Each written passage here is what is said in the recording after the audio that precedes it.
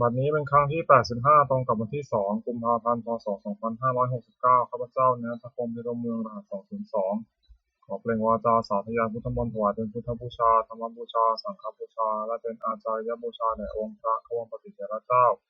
องค์หลวงปู่สำเร็จดุลหลวงปู่บุญเดชหลวงปู่ศิลาตลอดทั้งครูบาอาจารย์ผู้เป็นเจ้าของวิชาจินดามณีขอเทพเทวดาเจ้าทั้งหลายโปรดทรงมาอนุโมทนาในการสอนสาธยายของข้าพเจ้านี้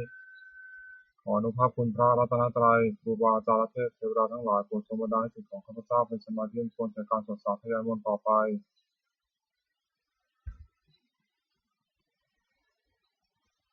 บทสวดชุมนุมเทวดาสมันตาจากาวาเรสวตระคัจฉันตุเทวตาสัทธมังมุนิราชสาสนตุสัทธโมคทังสักเคกาเมจารุเปคิริสิการตาเตจันตลิเทวิมาเนทิเปรเทจักาเมจารุวนาคหานิเทหาวัตถุมิเทเตภูมิมาจายันตุเทวาชาลถาลวิสเมยขคันทัพพะนาคาติทันตาสันติเตยังมุนิวาระวะตานังสาทโวมิสุนันตุธรรมสวนากาโลอายัมปทันตาธรรมสวนากาโลอายัมปทันตาธรรมสวนากาโลอายัมปทันตาบทสวดนามการสิทธิคาถา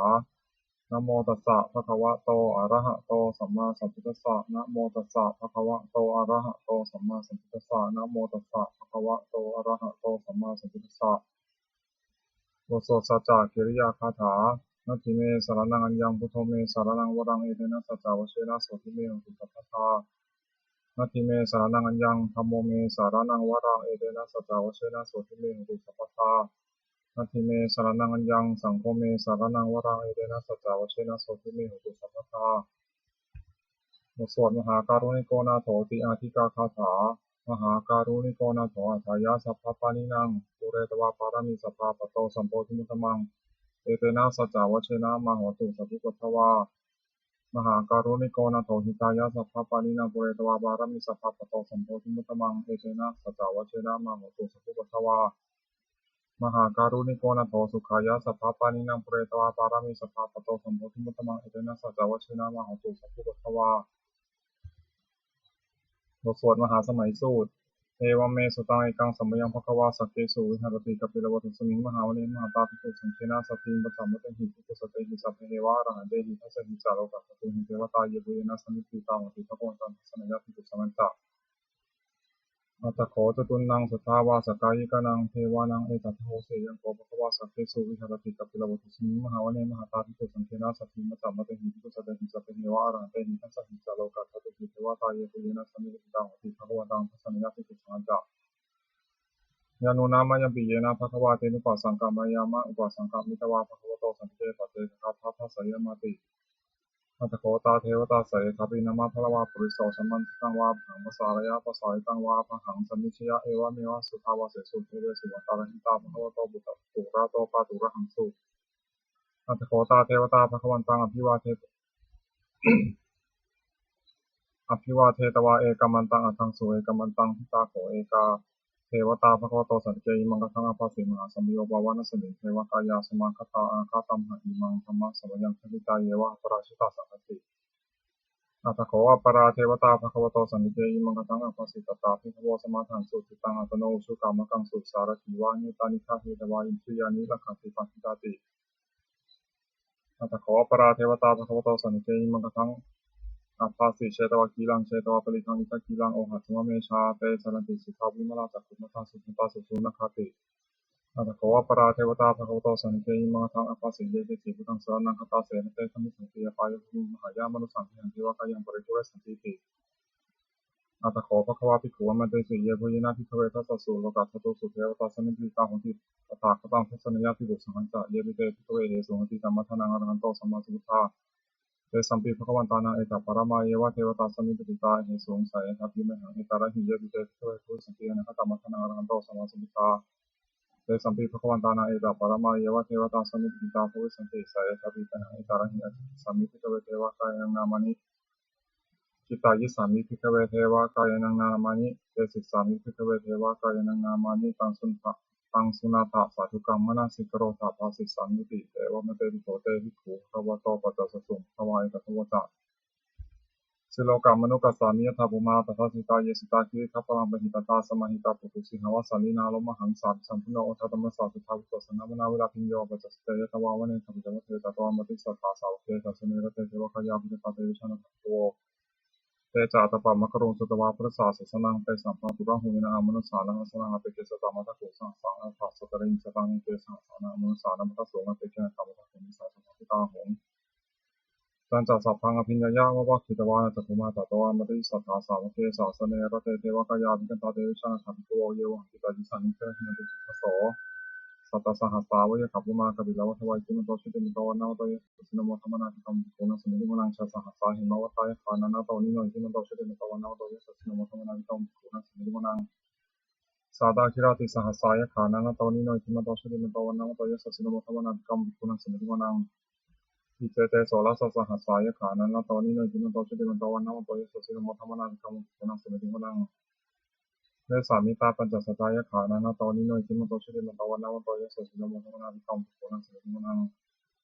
กุมพิโรราชาขันโกเวปุรสานิเวสนาปิญโยนังสดัสสหัสสังเมขานังบุญิรุปัสสติกุมพิโรราชาขันโกโสปะคาสมิติวนังปุริมันจาทิสังราชาทัตตารัตโถปสาสติพันธพนาธิปติมหาราชายะสัสสิสาวพุทธบิดาสามโวอินทมานามะพลายจิมโตชิติมันตวันนามตยิสิโยมธรรมนาธิกรรมปุณสมิติวนังทักขินันจาทิสังราชาวุรุณโหตปาสาสติกุมพันธนาธิปติมหาราชายะสัสสิสาวพุทธบิดาสามโวอินทมานามะพลายจิมโตชิติมันตวันนามตยิสิโยมธรรมนาธิกรรมปุณสมิติวนังปัจฉิมันตาทิสังราชาวุรุปโขภาษาสตินาคณาธิปติมหาราชายะสัสสิโสปุตติตัสสะภาโวอินทมานามหาภาลายทิมันโตชุติมันตวันนาวโตยะสัสสิโนมธรรมนาธิกรรมโกนังสมิติวนังอุตารัญจาทิสังราชาโคเวโรตปัสสาสติยคณาธิปติมหาราชายะสัสสิโสปุตติตัสสะภาโวอินทมานามหาภาลายทิมันโตชุติมันตวันนาวโตยะสัสสิโนมธรรมนาธิกรรมโกนังสมิติวนัง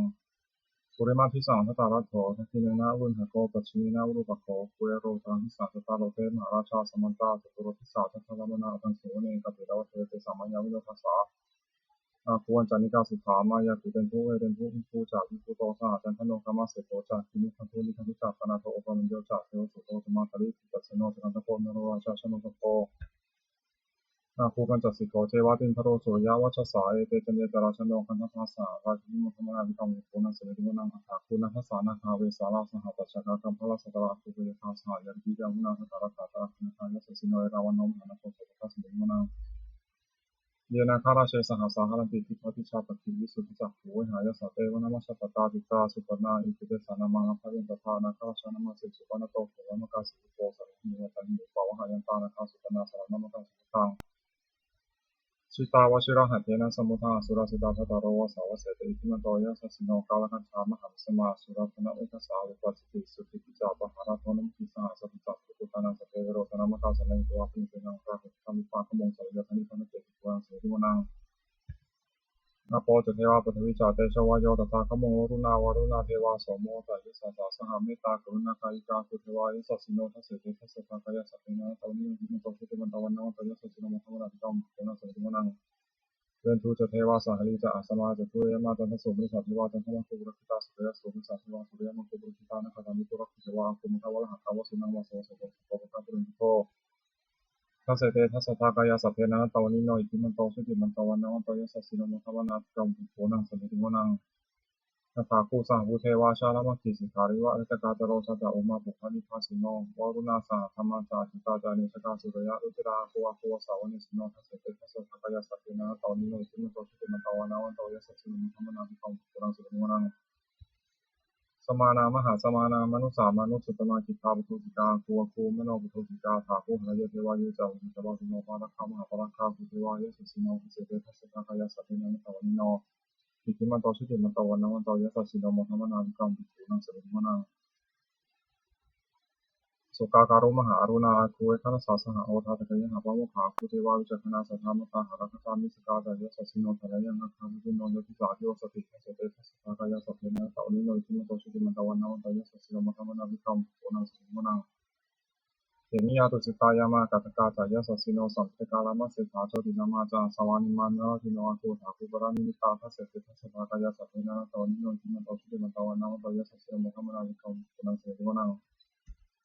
สัพเพเตเทวานิกายาสัพเพนันตวนิโนนามันวายินาคันจุงเยจุงเยสัพพะสหะภูทัสสมิงสีรังคตินามาสวังสุนทรตรังนักรรมจันทวาสิตาติตังสุขมาปรามโตสัพพุตาคิมโตสังสังฆสันนังกุมารโรติโสตโสภคาสมิติวนังสังสัพพะมาโลกนังมาพมาพิติกติวัปโนสุติปัญโจปิสมาคายโยทิสัสสิโสทิเศษอิสระตุปัจเจกวัสวัตติโนเตสัจจมัสสะตวังคังหริโตปริวาริโตเตจัสสัพเพอภิเกเตสินทิเทเวสัพพะมะเทมาราเสนาธิกามิปัสสะกันะสามัญญะเหถาคันะหะถาคันธาราตินะพันธะมะตุสมันตาปริวาริถาวาวะมิทัพโพธินังอิติตถะมหาเสโนกันหาเสนาเปสีปานินาตัลมังตัสสรังกตวนะพิระวังยะถาโวสโกมิโตสนาเนโตสรุชิโตตถาโสปิทาวติสัพพุโตเสโหเสตัสสะสังวิยะโอคิตวันจัตุมาตตอปฏิสัทธาสาวเกตัสเนเตมราเสนาภิตาเตวิชังตัพโวเตจะอัตตปามะกโรสุตวาพุทธศาสสนังวิตาราคิจิปะกะวงสังนมติชิลิงสัพเพวิตัสสังฆามาภิยติตายะสัสสิโนโมทติสังพุทธหิสังฆาเตชะเนสุตติบทสวดจุลราชยปกรณ์นะโมเมทธาเตชะสารัตนาจายะธรรมิกาเจชาปสิทธิปสิเทวานารายปรเมสุราสิทธิธรรมาจอินทราจตุโลกาคัมภีรัตกาสมุทาภูตุงสมุทาภูตุงกังคาจัสัตตมะชยปสิทธิพรตุเตชยชยธรณีธรณีอุปธิอุปธินาทีนาทีชยชยขกลละตนละนิสัยนิไรใสเสนาเมรุราชพนรชีชยชยคัมภีรสองทีนาทีนาทีปิศาจตุตากาลีชยชยทุนิมิตาโรคีชยชยสิงคีสุตาทานมุขชาชยชยวรุณมุขสาตราชยชยธรรมปาทินาคาคุลกันโตชยชยคัจฉโกนตุรงสุขาราภุชงสิกนาพนคติปาชยชยวรุณมุขายตาชิตาชิตาเสนาริปุณสิกินารดีชยชยสุขาสุขาชีวีชยชยธรณีสาเลสัทธาสุชยชยชยธรณีสันติสัทธาชยชยมังครารัญญาโภเกชยชยวรุณยเถชยชยรักเสสุรพุชเตชาชยชยพระเมนทัคนาชยชยราชาธิราชาชัยชยชยปฐวินสัพพังชยชยอนันตาปัจเจกพุทธสาวังชยชยมหิสุโรหโรหินเทวาชยชยธรรมสุรโขชยชยนาโควิรุณโกวิรุปโขสันติมารวิอินโทจาเวนะตายโยจากุเวโรวรุณโนปิจาคีวโยจาปัชุนโหกุมาโรทัตตารัตโกอัฏฐารสานาทิวาสิกิตาปัสสะอัทโยอิสิโนสาวกาสัพพาชยรามโมพวันตุเตชยธรรมโมจะสังโฆจัทัสสะปารตชยกังเอเตนะชยเตชนะชยสติพวันตุเตเอเตนะพุทธเตชนะหุตุเตชยมังคลังชโยปิพุทธศาสริมโตยามารสะจัปปิมโตปราชโยโกสิยมุทิเตปมุทิตาชยตถาพระมคณามิสิโนชโยปิพุทธศาสริมโตยามารสะจัปปิมโตปราชโยโกสิยมุทิเตปมุทิตาชยตถาอินทคณามิสิโนชโยปิพุทธศาสริมโตยามารสะจัปปิมโตปราชโยโกสิยมุทิเตปมุทิตาชยตถาเทวคณามิสิโนชโยปิพุทธศาสริมโตยามารสะจัปปิมโตปราชโยโกสิยมุทิเตปมุทิตาชยตถาสุปนคณามิสิโนชโยปิพุทธศาสริมโตยามารสะจัปปิมโตปราชโยโกสิยมุทิเตปมุทิตาชยตถานาคคณามิสิโนชโยปิพุทธศาสริมโตยามารสะจัปปิมโตปราชโยโกสิยมุทิเตปมุทิตาชยตถาสัพพมคณามิสิโนเชนโตปิยมุเรสักยานังนันทิชโนเอวังตวังวิชโยโหหิชยสุชยมังคะเลอปราชิตาปลังเกสีเสปริวิโปคะเรพิสเกสัพพพุทธนังสัพพะโมทิติสุนัขตังสุมังคลังสุปปารังสุหิติตังสุขโนสุมุตโตจัสวิทังธรรมจาริสุปัฏฐิยังกายกัมมังวาจากัมมังปัฏฐิยังปัฏฐิยังมโนกัมมังปัฏฐิเตปัฏฐินาปัฏฐินานิสัตวานาลังปัฏฐิปัฏฐิเนเตอัฏฐารัตถาสุขิตารุณหาพุทธศาสเนอโรธาสุขิตาโหราสหายาสัพเพหิยาติภิสุนันตุโพนตุเยเทวะสมิงฐานิยติคตาติคติกามีกายุกาสัทธาโหตุสุขิตังโหตุสัพพะรักขันตุสัพพะสัพพะนังรักขันตุชินาสัพพะนังยากาติปัฏนาเตสังสัพเพปุเรนตุมโนรัฐายุตากาเลภวสันตุวสังวสาวรหังคารุขะตุทวาเตสังนิวาเรนตุสัพพะทากายสุขังทิตาสุขังรันตุยะถาระหังโอโสธรรมานิยามสุตังเอวัมเมสุตังเอกังสัมปยังภควาสาวัติยังวิหารติเชตาวเนนะกัปปิเตกัสสะอารามิกัปปะภควาทิโกนันติสิกิภวติทันเตติเตทิโกภควะโตปัจจสุภวาเอกภวตะอุปาทาวาภิกขเวตถาคตานังอนุปาทาวาตถาคตานังทิตาวสาธาโตธรรมทิตาตาธรรมานิยามตาสัพเพสังฆารานิจาติตังตถาคโตสัมพุชติอภิสัมเมติอภิสัมพุชิตาวาอภิสัมเมตวาอภิติเตเสติปัญญาเปติปัฏฐาเปติวิวารติวิภัสสติอุตานิโกรติสัพเพสังฆารานิจาติ อุปาทาวาภิกขเวตถาคตานังอนุปาทาวาตถาคตานังทิตาวาสาธตุธรรมทิตตาธรรมนิยมตาสัพเพสังฆราตุปาติตังตถาคตอภิสัมพุชติอภิสัมมิติอภิสัมพุชิตวาอภิสัมมิตวาอจิตติเตสติปัญญาเปติตถาปิติวิวารติวิปัสสติตันติกโรติสัพเพสังฆราตุปาติอุปาทาวาภิกขเวตถาคตานังอนุปาทาวาตถาคตานังทิตาวาสาธตุธรรมทิตตาธรรมนิยมตาสัพเพธรรมาอนัตตติตังตถาคตอภิสัมพุชติอภิสัมมิติอภิสัมพุชิตวาอภิสัมมิตวาจิตติเตสติปัญญาเปติตถาปิติวิวารติวิปัสสติตันติกโรติสัพเพธรรมาอนัตตติอิทัมมโวจาภควาตัมมนัสเตภิกขุภควโตภาสีตังอภินันทุติบทสวดพระเทกรตคาถาแปลอธิตังนานวคะนัยยะนปฏิกังเขนะก็ตังบุคคลมีคนตามคิดถึงสิ่งที่ล่วงไปแล้วด้วยอะไรและมีคุณพงถึงที่มันมาถึงยะธาทีตังปะหีนาตังอปปตัญจานะก็ตังสิ่งอดีตแล้วไปแล้วสิ่งอนาคตก็ยังไม่มาปัจจุบันนันเจโยธรรมังตถาวิปัสสติสังฆังสัมพุตังตังนิธามุขโรหเยผู้ใดเห็นธรรมมันเกิดขึ้นเฉพาะหน้าในที่นั้นอย่างแจ่มแจ้งไม่ง่ายไม่คลอนแคลนของคนครอบครัวในการใช้นั้นไว้อาเชวะกิจจามาตับปังโกชัญญามรณังสุเวความเป็นกิจที่ต้องทำวันคลายจะรู้ความตายในพรุ่งนี้นหิโนสังขารันเตนะมหาเสนนะมัจจุนาภการของที่ธรรมจุราซึ่งมีสาระจะมีสำหรับเราเอวังวิหาริมาตาปิอโหรตามตันทิตังตังเวเทกระโตติสัตโตจิตเตมุนิไม่มีที่สงบย่ำเก่าเรียกที่ความเป็นอยู่เช่นนั้นไม่ผิดพลาดทั้งวันทั้งคืนว่าที่เป็นอยู่ในเพียงราตรีเดียวก็น่าชมบทสวดธรรมะสังเวคัปัจเจเวขณะแปลสัพเพสังขารานิจจาสังขารคือร่างกายจิตใจและรูปธรรมนามธรรมทั้งหมดทั้งสิ้นมันไม่เที่ยงเกิดขึ้นแล้วดับไปมีแล้วหายไปสัพเพสังขาราทุกขาสังขารคือร่างกายจิตใจและรูปธรรมนามธรรมทั้งหมดทั้งสิ้นมันมีทุกข์ทนยากเพราะเกิดขึ้นแล้วแก่เจ็บตายไปสัพเพธรรมาอนัตตาสิ่งทั้งหลายทั้งปวงทั้งที่เป็นสังขารและไม่ใช่สังขารทั้งหมดทั้งสิ้นไม่ใช่ตัวไม่ใช่ตนไม่ควรถือว่าเราของเราว่าตัวว่าตนของเรา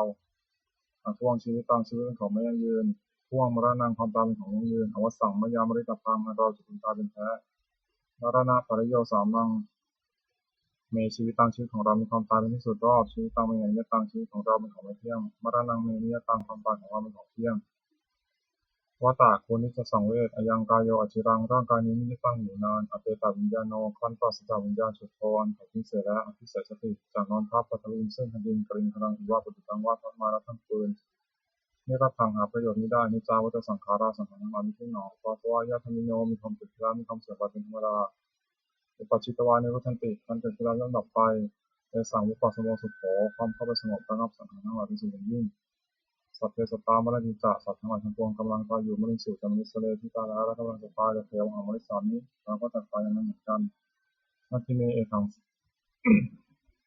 นัตถิเมเอถาสังสยโยความสงสัยในความตายนี้ยังไม่มีแก่เราเลยบทสวดเมตตายังกินจิกุศลังกัมมังสัพเพหิพระเตหิกัปตังปุญญังโนอนุโมทันตุสุนันตุโกนโตเยเทวะอสมิงคานิทิคตาทิคายุกาสุขาโหตุสุขิตาโหตุสุขาปุญญตุมาตาปิตาสุขิตาโหตุสุขาปุญญตุสัพเพยติกาสุขิตาโหตุสุขาปุญญตุสัพเพยติกาสุขิตาโหตุสุขาปุญญตุสัพเพปิสาสัพเพยะขาสัพเพเปตาสุขิตาโหตุทุกขาปุญญตุสัพเพอการยุปัชฌายะสุขิตาโหตุทุกขาปุญญตุสัพเพนักขตาสุขิตาโหตุทุกขาปุญญตุสัพเพเทวาสุขิตาโหตุทุกขาปุญญตุสัพเพสามาทินังสมิชันตุโวบทสวดบูชาหลวงปู่ทวดนะโมโพธิสัตว์คติมยะอิติภควานะโมโพธิสัตว์คติมยะอิติภควานะโมโพธิสัตว์คติมยะอิติภควาปฏิภาณคาถายาเทวตาสันติวิหารวาสินีปุเรทะเลโพธิทะเลตะหินตาธรรมะทะเลนะโคนตุปุชิตาโสติกรณติฆาวิหารมันทะเลเถราธรรมชานวกาสัพพัวสารามิกาธนปฏิวัสกาธรรมาจเทสานิธรรมาจิสาสปานุพุตาสุจิตาโพนตุเตชลาภุชาเยบิจาอันทสัมภวาสังเสนชาตาทวปปาติการเนนิจังธรรมวรังปฏิจเตสัพพิตุสะกรณตุขยังนาตุจิรังสตังธรรมโมธรรมตราจบุคลาสังโฆตุธรรมควาสายะตหิตายะตะอัญเยรักขตุสัมโมสัพพิธรรมจาริโนพุทธิงสัมปาปุณยามะธรรมเมอริยภาเวทิเตปสันนาโหตุสัพเพติปานิโนพุทธศาสเนสัมมาทนาโพชันโตกาลเทวะโพสตุมุทิภาวายะสัตนังสนิทังอุตุเมธนีมาตาปิตาจัตตาชังนิจังรักขันตุประตังเอวังธรรมินะราชาโนราชังรักขันตุสัพพตาเทวตาอุโยชนะคาถาทุกขปตาสนิทุกขาพยาปตาสนิพิยาสัพพตาสนิโสกังโหตุสัพเพตินันนิโยเอตังวตาจามิหิสัมปตังพิยาสัพพตังสัพเพเทวานุโมทันตุสัพพะสัพพติสิทธิยาสนังทุกขุสัพพยาเถสีลังรักขันตุสัพพตาภาวนาพิรตาโหตุขันตุเทวตาคตา สุมังคลคาถาโหตุสัพพังสุมังคลังรักขันตุสัพพเทวตาสัพพังทานุภาเวนะโสติตุนิรันตรังโหตุสัพพังสุมังคลังรักขันตุสัพพเทวตาสัพพะมนุภาเวนะโสติตุนิรันตรังโหตุสัพพังสุมังคลังรักขันตุสัพพเทวตาสัพพะสังฆานุภาเวนะโสติตุนิรันตรังสัพเพพุทธาภรปตาปัจเจกนันตยังพลังอรหันตังจัตติชนะรักขังมัทมิสัพพโสสัพเพพุทธาภรปตาปัจเจกนันตยังพลังอรหันตังจัตติชนะรักขังมัทมิสัพพโสสัพเพพุทธาภรปัตตาปัจเจกนันตยังพลังอรหันตังจัตติชนะรักขังมัทมิสัพพโสสัพเพพุทธาภรปัตตาปัจเจกนันตยังพลังอรหันตังจัตติชนะรักขังมัทมิสัพพโสสัพเพพุทธาภรปัตตาปัจเจกนันตยังพลังอรหันตังจัตติชนะรักขังมัทมิสัพพโส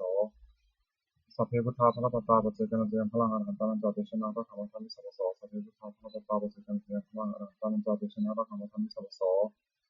สัพเพพุทธาภรปัตตาปัจเจกนันตยังพลังอรหันตังจัตติชนะรักขังมัทมิสัพพโสสัพเพพุทธาภรปัตตาปัจเจกนันตยังพลังอรหันตังจัตติชนะรักขังมัทมิสัพพโสด้วยอำนาจแห่งบุญกุศลข้าพเจ้าได้สวดสาธยายพระพุทธมนต์ข้าพเจ้าของน้อมเกล้าถวายเป็นพระราชกุศลแด่สมเด็จพระนางเจ้าสิริกิติ์พระบรมราชินีนาถพระบรมราชชนนีพันปีหลวงผู้เสด็จสู่สวรรคาลัยขออานิสงส์แห่งบุญกุศลนี้จงเป็นสาระสิริมงคลแก่ข้าพเจ้าให้แคล้วคลาดปลอดภัยจากทุกโศกโรคภัยอันตรายทั้งปวงให้มีแรงด้านสุจริตมั่นคงเป็นสัมมาอาชีพชอบธรรมคำว่าไม่มีอดอยากยากจนถือไม่มีแก่ข้าพเจ้าขอให้ข้าพเจ้ามีสัมมาทิฏฐิตั้งมั่นในพระธรรมคำสอนในองค์สมเด็จพระสัมมาสัมพุทธเจ้าดำรงอยู่ในความดีงามตลอดกาลนานทั้งขอเทพเทวดาทั้งหลายที่ได้อนุโมทนาสาธุการในบุญกุศลนี้โปรดประสิทธิ์ประสาทพรน้อมส่งอนุภาพแห่งมงคลไปสู่วัตถุมงคลพระบิดาเจ้าสิทธิทั้งฝ่ายไทยและฝ่ายลาวรวมถึงวัตถุมงคลทั้งปวงที่สั่งสิ่งอันใดที่จะสร้างขึ้นให้เปลี่ยนด้วยพุทธานุภาพเทวานุภาพและฤทธานุภาพศักดิ์สิทธิ์อำนวยผลให้มีสิริมงคลแก่ผู้ครอบครองและบูชาทุกประการเทอญ